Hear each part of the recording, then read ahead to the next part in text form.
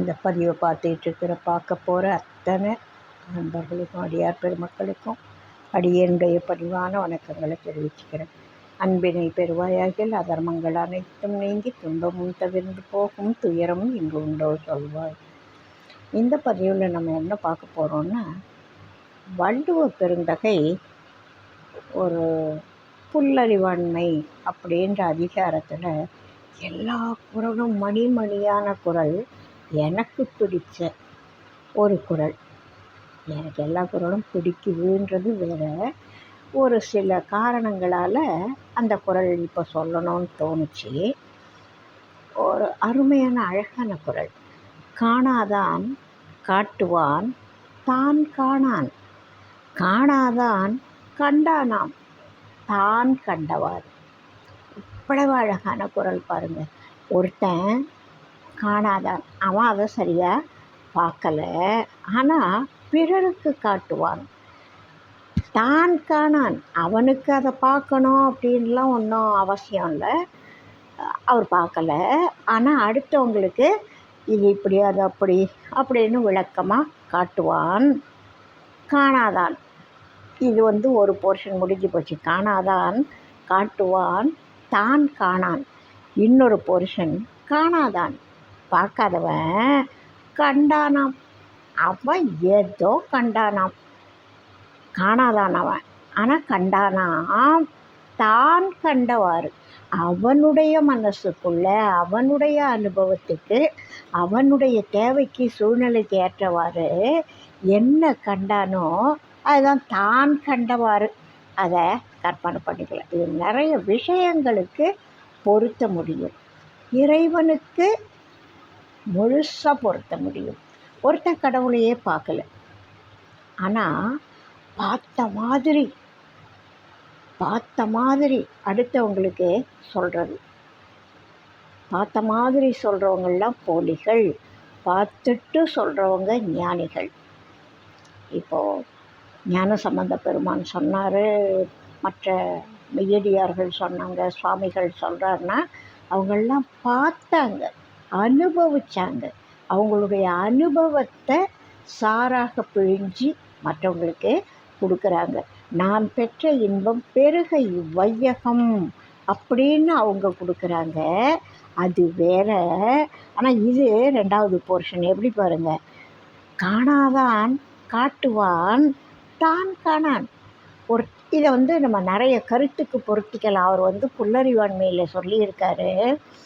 காணாதான், அவர் பார்க்கல, ஆனால் காட்டுவான் தான் காணான். அவருக்கு தான் அந்த கடவுளை அடையணுன்றது நோக்கம்லாம் கிடையாது.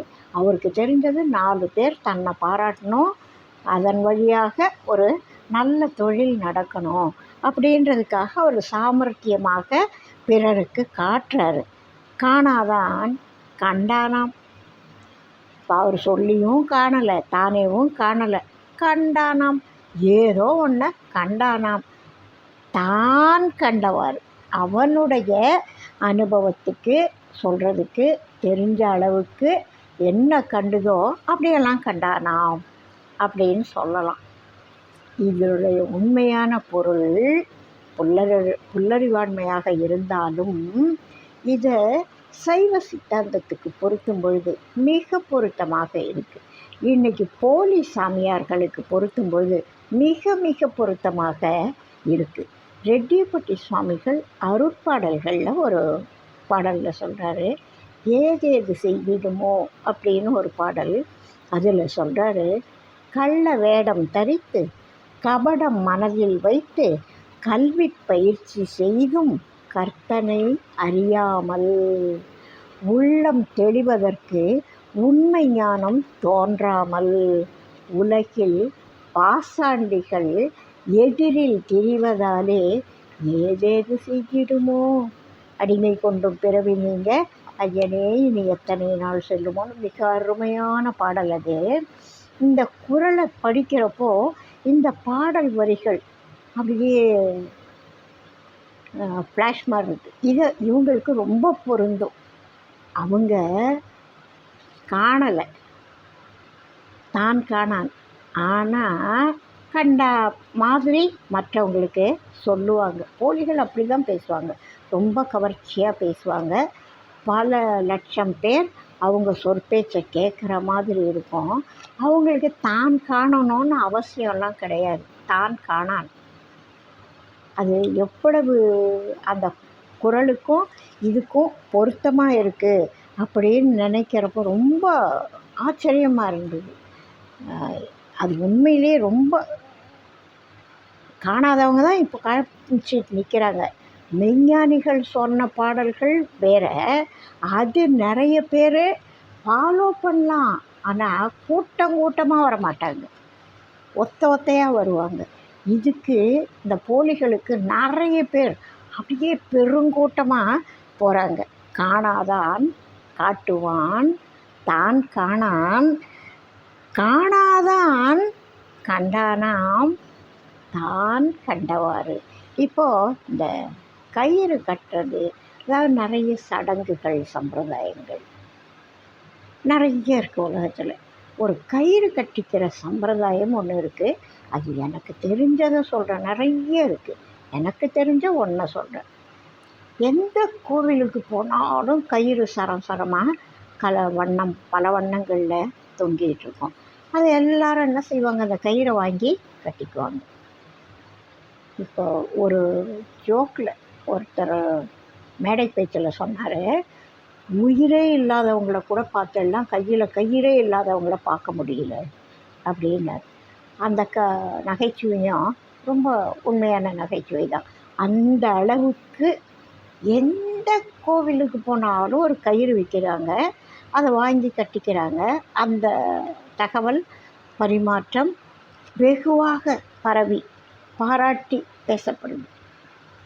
உண்மையிலேயே அந்த கயிறு மூலமாகத்தான் கடவுள் அவங்களுக்கு நல்லது செய்கிறாரா?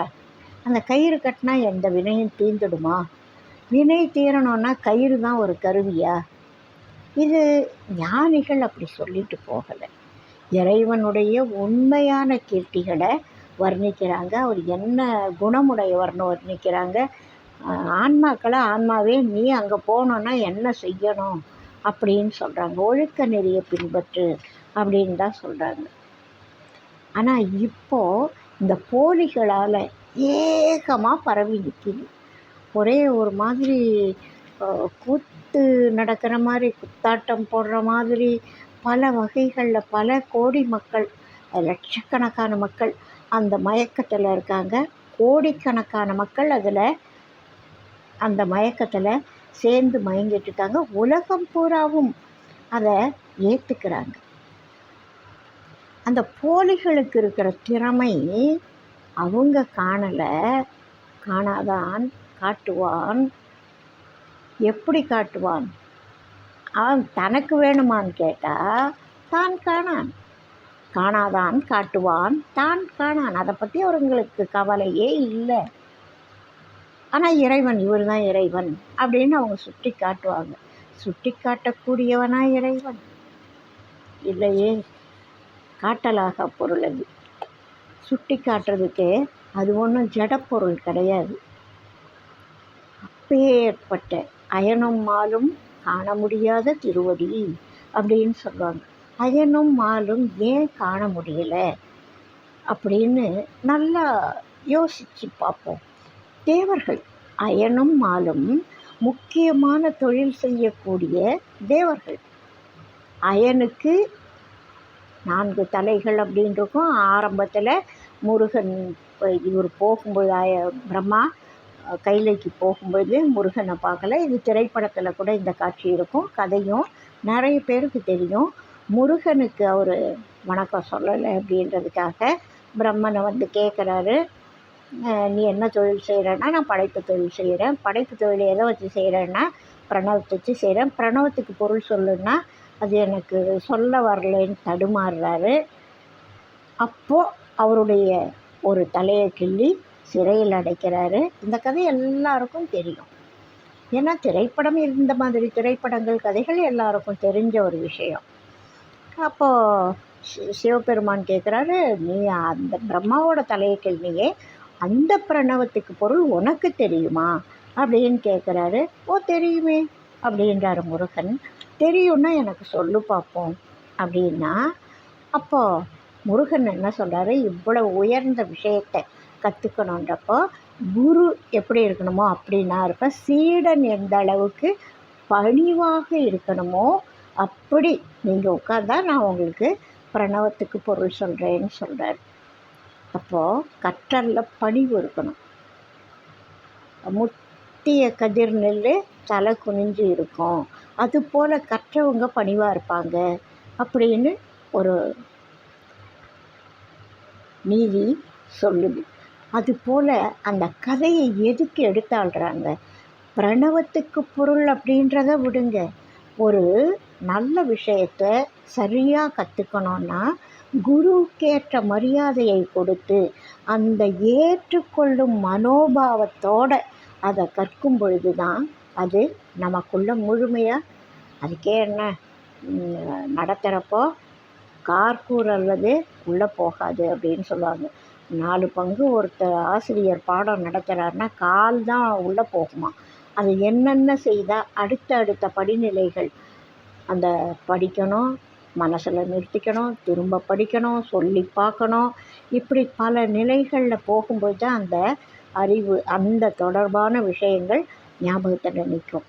அப்படிப்பட்ட கல்வியை கடவுளை பற்றி சொல்லும் பொழுது கூட அவங்க பாட்டுக்கு எதேதோ சொல்கிறாங்க, எல்லாரும் அதை ஃபாலோ பண்ணுறாங்க. இதை பண்ணு, அதை பண்ணு, இப்படி பண்ணு, அப்படி பண்ணு அப்படின்றாங்க. ஒரு மனமயக்கம். ஓ இப்படி பண்ணால் இது ரொம்ப நல்லது போல் இருக்குது, நம்ம இந்த பிறவியிலேருந்து தப்பிச்சிடலாம் போல் இருக்குது அப்படின்னு பணம் பண்ணுறதுக்காக அவங்க சொல்கிற வித்தைகளை பணம் உள்ளவர்கள் நிறைய பொருள் செலவு பண்ணி அந்த இடத்துக்கு போய் இறைவனை தானும் அனுபவித்ததாக ஒரு மாயையில், கற்பனையில் ஆழ்ந்திருக்காங்க. அந்த திறமசாலிகள் கள்ள வேடம், அதை தான் சுவாமிகள் சொல்கிறாரு, கள்ள வேடம் தரித்து கபடம் மனதில் வைத்து அவங்களுக்கு செல்வத்தை சேர்க்கணும். யார் எப்படி போனால் ஏமாந்தா நம்பி கெட்டால் எனக்கு என்ன, எனக்கு சொத்து சேர்க்கணும். இறைவனை அடையும் வழி மிகவும் வைராக்கியமானது, திடமானது, ஒழுக்கமானது, அறநெறி சார்ந்தது. அதுக்கு பொருள் செலவு தேவையில்லை, மனோதிடம் வேணும், அறிவில் தெளிவு வேணும். அதை தான் எல்லா ஞானிகளும் சொல்லியிருக்காங்க. ஆனால் இப்போ மிகப்பெரிய பொருள் செய்து செலவு பண்ணி அந்த இறைவனை அடையிறதுக்கு வழி தேடிட்டு இருக்காங்க மக்கள். செல்வம் இருக்கிறவங்க ஆஹா நானும் கண்டுபிடிக்கிறேன், நானும் இறைவனுக்கு சேர்றேன் அப்படின்னு போயிட்டுருக்காங்க. அவங்கள பற்றி எவ்வளவு தெளிவாக சொல்லியிருக்கார் பாருங்கள். இது மனமயக்கம். இந்த அதுலேயும் இப்போ கலியுகத்தில் சொல்லவே வேண்டாம். அது மாதிரி கள்ள வேடம் தரித்து அவங்களுக்கு என்ன இருக்குது, மனசில் கபடம் இருக்குது, கல்வி பயிற்சி செய்து அவங்களுக்கு அறிவு தெரியுது, கல்வி அறிவு இருக்குது, பயிற்சி செய்தும் கர்த்தனை அறியாமல். கல்வி அறிவு வேறு, அது இறைவன் இருக்கிற இடத்துக்கு வழி காமிக்கத்தான் உதவும். நீ இந்த வழியில் போனீன்னா அங்கே போகலாம் அப்படின்னு காமிக்கத்தான் உதவும். இப்போது ஒரு ஊர்லேருந்து இன்னொரு ஊருக்கு போகிறதுக்கு பாதை காமிக்கிறாங்கன்னு வச்சுக்கோ. இப்போ தெற்கே கன்னியாகுமரி, இந்த பாதையில் போனால் கன்னியாகுமரி இத்தனை கிலோமீட்டர் தூரத்தில் இருக்குது அப்படின்னு எழுதியிருக்காங்கன்னு வச்சுக்கோங்க. அது அந்த ஊருக்கு போகும் திசையை காமிக்கும், பாதையை காமிக்கும். அதுவே கன்னியாகுமரி கிடையாது இல்லையா? அதுபோல் இவங்க என்ன செய்கிறாங்க, நான் சொல்கிறது தான் உண்மையான இறைவனோட திருவடிகள், நான் சொல்கிற முறையில் போனீன்னா நீ அங்கே போய் சேர்ந்துடலாம், பிறவியிலேருந்து தப்பிச்சிடலாம் அப்படின்னு சொல்லி ஏதேதோ மாயையில் ஒரு சிலரோட மனசில் தவறான எண்ணங்களை பதிச்சு அவங்க வாழ்க்கையோட நிறைய விளையாட்டுக்கள் நடக்குது. எது சரி அப்படின்னு புரியாத மனமயக்கத்தில் இளைஞர்கள் ஆட்பட்டு பல துன்பங்களை படுறாங்க. அது என்ன மாதிரின்றதெல்லாம் அவங்கவுங்க அனுபவிக்கிறவங்களுக்கு மட்டும்தான் தெரியும். பார்க்குறவங்களுக்கோ கேட்குறவங்களுக்கோ கதைகள் தான் தெரியும், உண்மை தெரியாது இல்லையா? எதையும் நேரில் பார்க்காம நல்லா தெரிஞ்சிக்காமல் சொல்லக்கூடாது. ஆனால் மனமயக்கத்துக்கு ஆட்பட்டுருக்காங்கன்றது உண்மை. பணத்தை செலவு பண்ணி கடவுளை தேடுறாங்க அப்படின்றது உண்மை. அதை மட்டும்தான் நான் என்னால் சொல்ல முடியும். அதை சுவாமிகள் சொல்லியிருக்கிற அழகு தான் எனக்கு ரொம்ப பிடிச்சிருக்கு. இந்த திருக்குறளுக்கும் இதுக்கும் எவ்வளவு பொருத்தமாக இருக்குது அப்படின்னு யோசித்தேன். கள்ள வேடம் தரித்து கபடம் மனதில் வைத்து கல்வி பயிற்சி செய்தும் கர்த்தனை அறியாமல் உள்ளம் தெளிவதற்கு உண்மை ஞானம் தோன்றாமல். அவங்க தான் காணான், அதுதான் அவங்களுக்கு அதை பற்றி கவலை இல்லை. உள்ளம் தெளிவதற்கு உண்மை ஞானம் தோன்றாமல் உலகில் பாசாண்டிகள் எதிரில் தெரிவதாலே அப்படின்னு சொல்கிறார். இந்த பாசாண்டிகள் பின்னாடி போகாமல் உண்மையான ஞானிகள் சொற்படி, ஞானிகள் எவ்வளவு தெள்ளத் தெளிவாக திரும்ப திரும்ப திரும்ப பல ஞானிகள் வந்து அந்த ஞான நூல்கள் மூலமாக நமக்கு வழி காட்டுறாங்க. இதை பண்ணு அதை பண்ணு இறைவன் அடையலாம் அப்படின்னு சொல்லக்கூடிய நல்ல விஷயங்களை. பொருள் செலவே அதில் இல்லையே, யாரும் பொருள் செலவை கேட்கலையே. இறைவன் அடையிறதுக்கு அதாவது ஒரு சரியை கிரியை அப்படின்னு நம்ம இறங்குறோன்னா அர்ச்சிக்க மலர் வாங்கலாம், விளக்கேற்றலாம், விளக்கேற்றுறதுக்கு உண்டானதை செலவு பண்ணலாம், அது வேறு.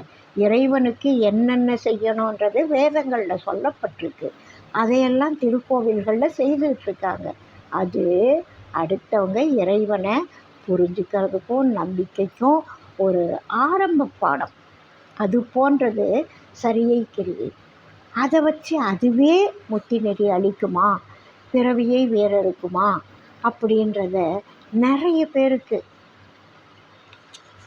பேர் புரியாதவங்களுக்கு அவங்களுடைய அறியாமையை பயன்படுத்தி மற்றவங்க ஏமாற்றிட்டுருக்காங்க. எனக்கு தெரிஞ்ச ஒரு குழந்தை, ஒரு இல்லை சில ஒரு 4-5 பேர் எங்களுடைய பகுதிகளிலேருந்து சமீபத்தில் இருந்தவங்க சில சாமியார்களை நம்பி உள்ளே போயிட்டாங்க. வெளியில் வர முடியல. அவங்க வெளியிலேருந்து அவங்க பார்த்த தோற்றம் வேறு, உள்ளே போன பிறகு அங்கே இருக்கிற இருப்பு வேறு. வெளியில் வர முடியாமல் ஆனால் வரணும் அப்படின்னு நினச்சி தவிக்கிறாங்க. வர முடியலன்னு சொல்லி அவங்க துன்பத்தில் ஆழ்ந்து ஒருத்தருக்கு எங்கேயோ ஏதோ தகவல் சொல்ல போய் அவங்க பெற்றோருக்கு சொல்லி பெற்றோர் போய் படு சிரமப்பட்டு அந்த குழந்தைங்கள வெளியில் கூட்டிகிட்டு வந்தாங்க. அந்த குழந்தை இன்றைக்கி தானே ஒரு தொழில் ஆரம்பிச்சு நல்ல கல்வி அறிவு உள்ள குழந்தைங்க, கல்லூரி படிப்பு மாஸ்டர் டிகிரி முடித்த குழந்தைங்க, படிப்பு வேறு. ஆனால் உண்மை தெரியாமல் உள்ளே விழுந்து திரும்ப தெளிஞ்சு எழுந்து வெளியில் வந்த குழந்தைகளை நான் சந்தித்து பேசியிருக்கேன் நேரில். அந்த வேதனையில் அந்த கஷ்டத்தில் தான் இப்போ சொன்னனே தவிர யாரையும் குறை சொல்வது என்னுடைய நோக்கம் கிடையாது. என்னுடைய நோக்கம் கள்ள வேடம் தரித்தவர்கள் இருக்கிறார்கள். என்றைக்கும் அசல் இருக்கிற மாதிரி நகலும் இருக்குது, ஒரிஜினல் இருக்கிற மாதிரி டூப்ளிகேட் இருக்குது. ஆனால் மக்கள் என்ன செய்யணும், எது சரியான வழி எது சரியில்லாத வழி, இந்த பாதையில் போனால் எங்கே போகலாம், சரியான பாதையை தேர்ந்தெடுக்க வேண்டியது அவங்களுடைய கடமை. சரியான பாதையை தேர்ந்தெடுத்தவங்க சரியான இடத்துக்கு போய் சேர முடியும். தவறான பாதையை தேர்ந்தெடுத்துட்டா தவறான இடத்துக்கு போய் சேருவாங்களே அப்படின்ற வருத்தத்தில் சொல்கிறேனே தவிர யாரையும் குறை சொல்லக்கூடாது அப்படின்றது ரெட்டிப்பட்டி சுவாமிகளுடைய கட்டளையிலேயே ஒன்று. எந்த மதங்களையும் துவேஷம் பண்ணக்கூடாது, யாரையும் குறை சொல்லக்கூடாது.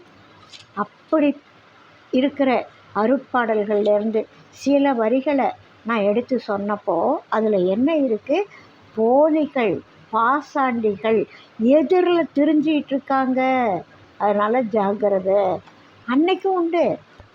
இப்போது அருணகிரிநாத பெருமான் அவர் நிரூபிக்கலையா, கடவுளை கூப்பிடு அப்படின்னு சொல்லலையா, இவர் முருகனை நீ ஆடிக்கிட்டே வா, நீ மட்டும் போதாது, நீயும் வா, அம்மை வரணும், அப்பன் வரணும், அண்ணன் வரணும், எல்லாரும் வாங்க, அப்படின்னு சொல்லி கூப்பிட்டு காமிக்கலையா, நிரூபிக்கலையா?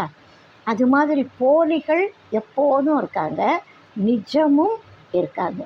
நாம் தேர்ந்தெடுக்க வேண்டிய பாதையை நாம் தான் சரியாக தேர்ந்தெடுக்க வேண்டும். இப்போ ஒரு +2 முடிக்கிற மாணவன் எந்த படிப்பு தனக்கு வரும், தான் எந்த துறையில் போனால் நல்லா முன்னேற முடியும்னு அவன் தீர்மானிக்கணும். மற்றவங்க அவனை வற்புறுத்தி ஒன்றில் திணிக்கக்கூடாது. அதில் அவனால் ஷைன் பண்ண முடியாது. அதுபோல் தேர்ந்தெடுக்க வேண்டியது அவரவர் கடமை அப்படின்றத மட்டும் சொல்லிட்டு அசலையும் நகலையும் புரிந்து கொள்ள வேண்டியது அவரவர் கடமை. போலிகளையும் நிஜத்தையும் புரிந்து கொள்ள வேண்டியது அவரவர் கடமை. அதுக்கு அந்த இறைவன் தான் துணை செய்யணும். அவனை நம்பி நல்ல பாதையில் இறங்கணும். அன்பர்கள் அடியார்கள் எப்போதும் நல்லதில் பயணம் பண்ணி நல்லதை அடையணுன்ற நோக்கத்துக்காக இதை சொன்னேனே தவிர பிறரை குறை சொல்வது என் நோக்கம் அல்ல. அதனால் எல்லாரும் நல்ல பாதையை தேர்ந்தெடுங்க. அங்கே பயணம் பண்ணால் நிச்சயமாக நல்ல இடத்துக்கு போகலாம். சரியான பாதை, நல்ல பாதை அப்படின்றதோட சரியான பாதையை தேர்ந்தெடுத்தவங்க சரியான இடத்தை அடைய முடியும். முக்தி நெறி வேண்டுவோர், உண்மையான இறைவன் திருவடிகளை அடைய விரும்புவோர் சரியான பாதையில் செல்லணும். போலிகள் பின்னாடி போயிடக்கூடாது, ஏமாந்துடக்கூடாது, திகைக்கக்கூடாது, தவிக்கக்கூடாது. இதுதான் என்னுடைய இந்த பதிவுக்கு காரணம். வாழ்க வளமுடன். எல்லாரும் நல்லா இருக்கணும்.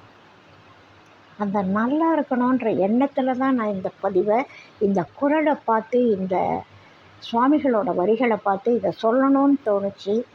அதனால் நான் சொன்னதில் குற்றங்குறைகள் இருந்தால் அதை ஒமிட் பண்ணிவிடுங்க.